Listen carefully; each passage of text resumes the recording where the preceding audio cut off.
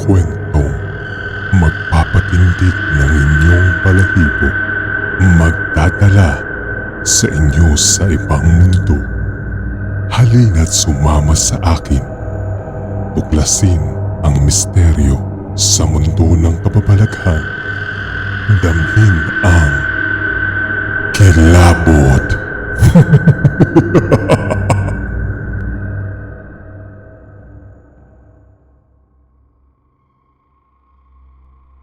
Isang trending na balita ang kumakalat ngayon sa social media.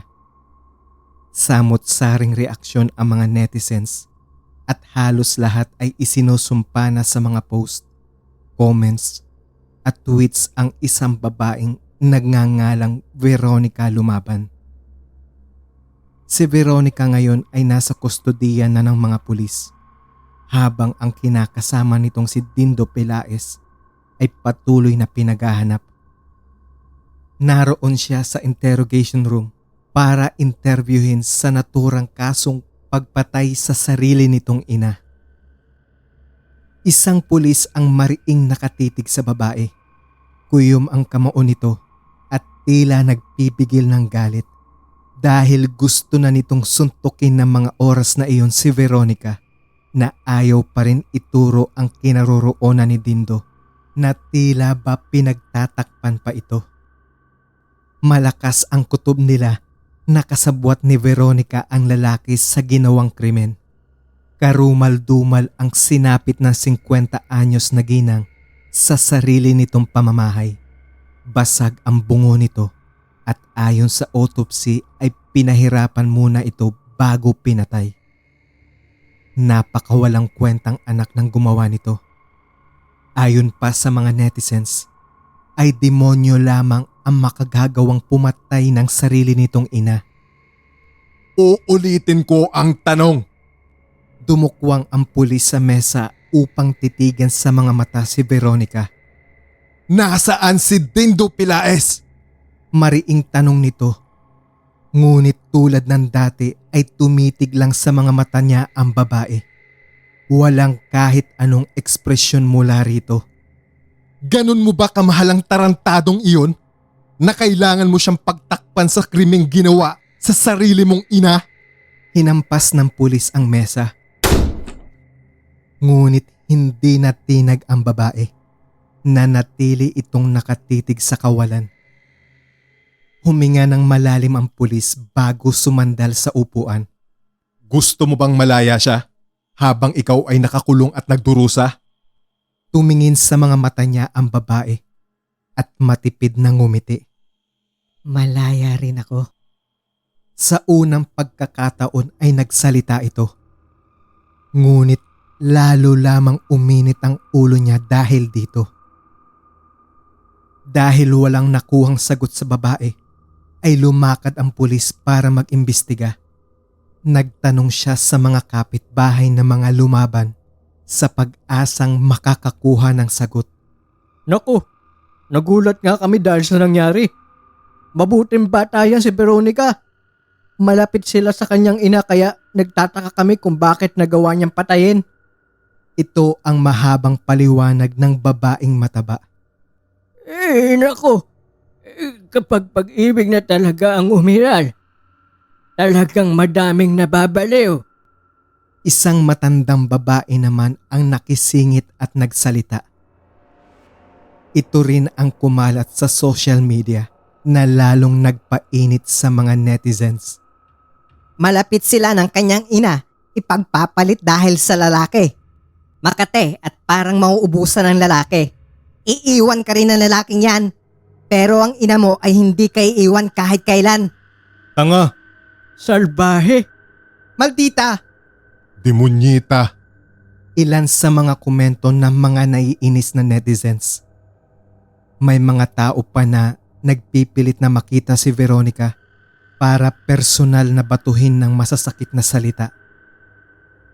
Bumaba ang hatol na habang buhay na pagkakabilanggo kay Veronica habang si Dindo ay patuloy na pinaghahanap. Isang marusing na babae ang lumapit sa pulis habang nagmamatsyag sa bahay ng mga Lumaban sa pagbabakasakaling may makuhang lead doon. Pasimple itong tumabi at bumulong. Sir, nakakaawa si Veronica, ano? Bulong nito na tila ayaw na may makarinig. Nangunot ang noo niya bago balingan ito. Paano mo nasabi? Tanong niya. Agad naman itong dinikit ang hintuturo sa mga labi bago siya hinila papunta sa lugar na halos walang tao. Shh! Sir, sa atin lang to ha. Si Veronica ang tunay na biktima. Bulong muli nito. Nangunot ang kanyang noo at nagdadalawang isip kung paniniwalaan ba ang babaeng pulubi. Nakita nito ang pagdududa sa mga mata niya kaya nagsimula itong magkwento. Isang prinsesa kontratuin si Veronica ng mama niya sa harap ng mga tao. Pero iba ito pag wala nang nakakakita. Kwento nito. Ayon sa pulubi ay madalas niya itong makita na sinasaktan ng mama niya, lalo na noong nag-aaral pa. Madalas itong ikulong sa basement para gutumin. Pero ang akala ng mga tao ay nag-aaral lang ito at hindi mahilig lumabas. Madalas din daw ay umiiyak ng palihim si Veronica sa likod ng bahay nila at nakikita iyon ng pulubi. Sinasaktan din daw si Veronica ng mama niya tuwing may nakakapansin na malungkot siya. Kaya naman, natutunan niyang magpanggap lagi na masaya sa harap ng lahat. Minsan ay nagkausap daw silang dalawa dahil binigyan siya ni Veronica ng pagkain at mula noon ay naging magkaibigan sila. Alam niya lahat ng nangyayari kay Veronica, maging ang pagbibenta sa kanya ng mama niya sa iba't ibang lalaki upang gawing parausan.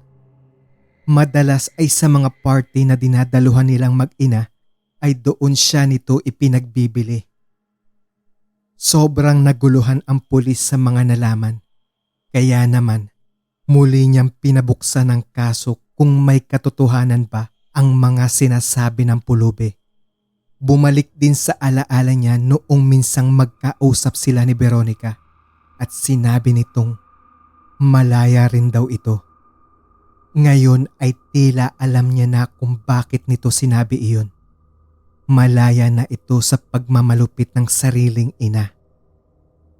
Sa imbestigasyon ay napag-alamang biktima ng human trafficking si Veronica. Kinidnap ito noong sanggol pa at ipinagbili nga sa mag-asawang lumaban na hindi nabiyayaan ng anak. Ngunit hindi naman itinuring na anak. Bagkus ay ginawang pangnegosyo nang tumuntong sa edad na 11. Labis ang galit ng ginang nang kumalat sa eskwelahang buntis si Veronica at si Dindo nga ang ama. Sinadya ito ng dalawa upang makalaya na sa poder ng ina si Veronica. Ngunit dahil minor de edad pa noon ay hindi rin natupad ang nais ng dalawa.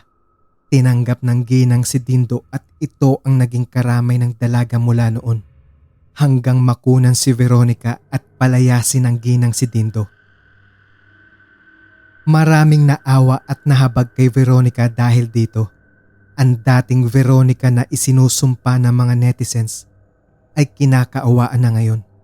Nabaliktad na ang sitwasyon at si ginang lumaban na ang kinamumuhian. Lumabas na isa lamang biktima si Veronica at nagawa nito ang krimen dahil sa labis na pang-aabuso. Patay na ang mag-asawang lumaban dahil ang ama-amahan ni Veronica ay namatay sa hit and run noong 11 taong gulang pa lamang siya. Napawalang sala si Veronica na umaming siya lamang ang gumawa ng pagpatay at hindi kasama si Dindo na pinalayas ng kanyang ina bago ang krimen. Naging tunay na malaya na si Veronica at ang bawat ngiti niya ay tunay at hindi nadala ng pagpapanggap. Binenta nito ang ari-arian ng kinagis ng magulang at nagpakalayo-layo upang tuluyang makalimot at magbagong buhay. Ngayon ay masaya na siya habang kayakap ang kabiyak na si Dindo. Labis ang ligayang nararamdaman niya habang nakasandig sa dibdib nito. Ang husay mo talaga, honey. Hinalika ng lalaki sa noo si Veronica na ngayon ay nakangiti. Sabi ko na sa'yo, honey, madali lang paglaruan ng mga tao. Nakangising saad nito bago magbalik tanaw. 11 taong gulang siya nang malaman niyang ampon lang siya. Binili lamang siya ng kinagis ng magulang sa halagang 20,000 sa mga sindikato. Nabuo ang galit niya at mula noon ay naging rebelde na siyang anak. Nakilala niya ang 15 taong gulang na si Dindo at mula noon ay naging malapit sila sa isa't isa. Natuto siyang uminom at bumarkada ng palihim. Ngunit nalaman ito ng tatay-tatayan niya. Grounded siya halos ng 1 buwan, kaya naman kumilos din ang tropa ni Dindo. Kapalit ang pagpayag niyang maging sunod-sunuran sa mga ito ay gagawing pagpatay sa ama-amahan niya. Sila Dindo ang may pakana sa hit and run na ikinamatay nito. Mula noon ay naging parausan siya na magbabarkada. Takot na takot siya noon pero hanggang makasanayan na. Hindi totoong pinagbili siya. Minsang nagkausap sila ni Dindo ay ipinagmalaki nito ang ginawang pagpatay sa ama niya at wala ni isang nakasaksi sa krimen nito. Pinagmalaki nitong napakahusay nito at na-challenge siya. Sinabi niya ritong mas mahusay siyang gumawa ng krimen at kahit mabuko siya ay malulusutan niya ito. Lahat ay kasama sa plano niya. Pinaikot niya sa mga palad niya ang lahat ng tao. Totoo lahat ng sinabi ng pulubi sa pulis dahil iyon ang pinalabas niya. Mahusay siyang artista at awang-awa nga sa kanya ang mangmang na pulubi. Pati ang mga mapanghusgang netizens ay awang-awa sa kanya. Madali lang mapaglaruan dahil bumabase lang palagi sa mga nababasa. Mga ipokritong mga nilalang. Matagal man bago niya naisagawa ang plano, ay isang magandang palabas naman ang nabuo niya. Sobrang napabilib niya si Dindo, kaya naman todo kapit na ito sa kanya at hindi na siya magawang ipagpalit sa iba. Napalayas ito ng mama niya noon dahil nahuling may babae. Pero sino ang nakakaalam noon? Wala. Dahil patay na ang mama niya. Pinatay na niya at nakabaon na ito sa lupa kasama ang kanyang mga lihim. Wow! 6 million followers! Daig mo pang artistahan! Natatawang sabi ni Dindo habang nakatingin sa Instagram ko. Iyan din ang bilang ng followers ko sa Facebook at subscriber ko sa YouTube channel. Isang vlogger at paborito kong topic ay ang buhay ng mga batang ulila at inabandona na sa charity house ko. Gustong gusto ito ng mga tao.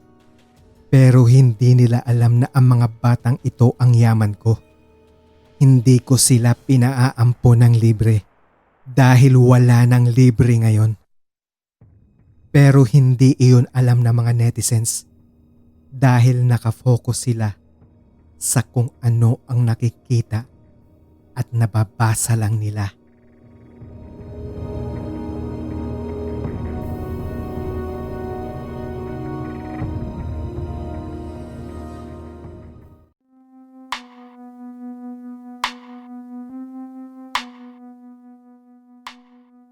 Isang mabilisang shoutout lang po ito, guys.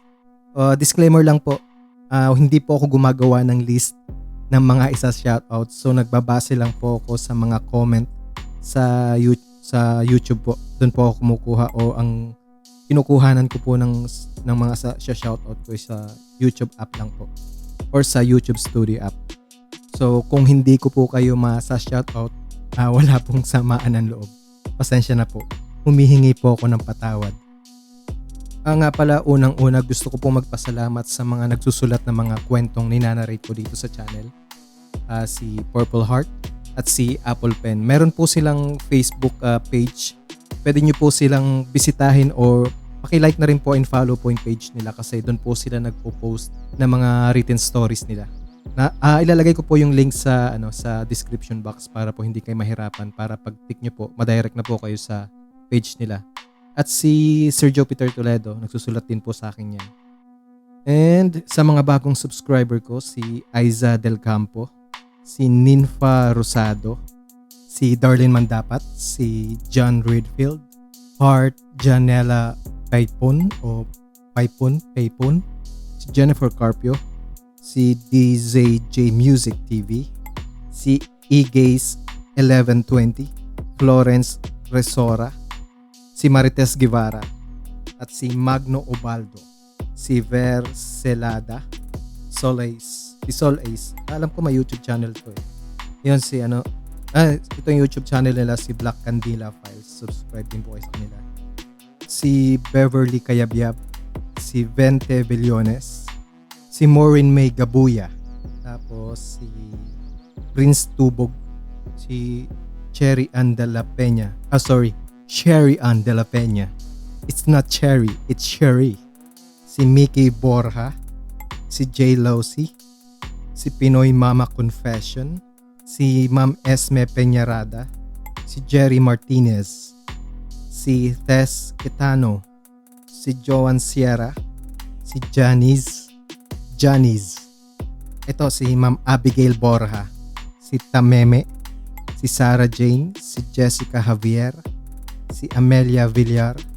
Ano kaya to ni Senator Villar? Pakamelya ka naman dyan. Si Mark Ocampo, si John Harvey Kakal, si Crendo Motivation, si June M. Branch, si Gian Arellano or Jenny Arellano, At syempre, ang mga kapatid ko sa horror community, so unahin ko na si Ang Mensahero, si Tales from the Creepinoy, si Twisted Tales of the Dark Side, Depred Mystery Files, tapos si Aling Maria, si Kaba Horror Podcast, si Just Parade Stories, si Creepy Cheesecake, Kwento Captain Kokak, ito nga si Solace ng Black Candila Files, si Pinoy Kilabot Misteryo, si Sandatang Pinoy Horror Stories, si Sir Cabario Stories, magaganda rin mga kwento nito. Siyempre si Ma'am Nick ng Kwentong Nakakakilabot, si Casper YouTube Stories, si Tagalog Horror Stories, si Miss Midnight Horror Stories, si Kuya Eric TV, and si Doc ng The 3 AM Encounters, si Tiktilawak Stories, si Kwento PH, si Ma'am Tin, si Malikmata, si Boss Van, si Kabayan Eris Crib Horror Tales, si Ma'am Eric Kelly. Nabanggit ko na ba si Aling Maria? Si kaboses ni Maha. Si Balintataw, Aswang Real Stories. At syempre, bago ko makalimutan si Boss Ino ng Incognito Stories, si Ma'am Nika ng Mischievous Being. Okay guys, yan po yung mga horror narrator YouTube channel nila. So yan po yung mga malalapit po sa akin, mga kapatid ko po sa horror community. So bisitahin nyo rin po yung mga channels nila kasi po may magaganda rin po silang kwento na mga nakakatakot na kwento talaga. Magaling din po sila. So yun lang po. And then ang mga loyal subscribers ko po, syempre unang-una sina Tin at si Van Jang. Yan po yung mga makukulit na mga loyal listeners po natin yan. Lagi po sila nakasuporta sa amin. Pati po si Ma'am Aubrey Delgado, si Ma'am Eriza Miguel. Yan po yung mga loyal natin talagang lagi pong nakatutok sa ating mga uploads na pag hindi po nag-uploads is hinahanap po talaga nila. Kaya maraming salamat po. Okay guys, so kung mayroon po akong mga hindi nabanggit, so pagpasensyahan nyo na po. Para po sigurado kung ma-shoutout ko po kayo sa next shoutout po, mas okay po na mag-iwan po kayo ng comments sa comment section ng ng mga stories ko. Kasi po doon po kasi ako nagbabase. Kahit po ano lang, emojis, mga ganun. Yung mga violent reactions na ba't ganun, dapat hindi ganyan, dapat ganyan. Yun po. So para po, kasi po hindi po talaga gumagawa ng mga list ng mga isa shoutout. Binabasa ko lang po talaga ito. And yun lamang po guys, maraming salamat po ulit sa pagsubaybay sa mga kwento at pakikinig ng mga kwento kong. And kung nagustuhan nyo naman po yung kwento, baka naman, bekenemen. Comment na po kayo, like, tapos kung gusto nyo lang, i-share nyo na rin ang magandang balita share nyo na rin para mas dumami pa tayo na nakaka-appreciate ng ganitong klaseng horror. Kasi po sa totoo lang, mas gusto ko po kasi mga ganitong klaseng horror kahit po mga fiction yan. Mas challenging po kasing gawin ng mga fiction. Kasi po dyan, nagiging malawak po yan eh. Hindi po katulad ng mga... Hindi ko naman sinasabing ayaw ko ng mga true story. Ang sa akin po kasi mas gusto ko po kasi mga fiction kasi mas pwede natin palawakin yan eh. Fiction nga eh. So pwede nating singitan ng mga kahit mga imposible, pwede natin gawing posible. Ganon. So kung mapapansin niyo po, puro fiction po yung mga ninanarrate ko at mga parang psychological horror kasi po mas malapit po sila sa katotohanan. Though, hindi ko naman sinasabing hindi totoo yung mga aswang-aswang na yan. Naniniwala din po ako dyan. Yun po. So maraming salamat po ulit sa pakikinig ng aking mga story. And until next time. And once again, sa mga hindi ko po na shoutout, huwag pong sasama ang loob. Gusto nyo po para po ma-shoutout po kayo, i-PM nyo po ako. Yun lang po. Ang page ko naman is nasa baba din yung link. I-page nyo ako, i-PM nyo ako. Sabihin nyo, ba't hindi mo ako sinoutout, ganun. So, pero wag naman sana. Wag naman sana tayong dumating sa ganun. I-PM nyo lang po ako na, gusto ko po magpa-shoutout o ganun. Shoutout nyo naman po ako. Para maihiwalay ko na yung, parang doon na sa para next shoutout ko, pupuntahan ko rin page ko. So, makikita ko yung mga pangalan nyo doon. Para shoutout na. Yun lang. So, humaba na naman. Maraming salamat at stay safe guys.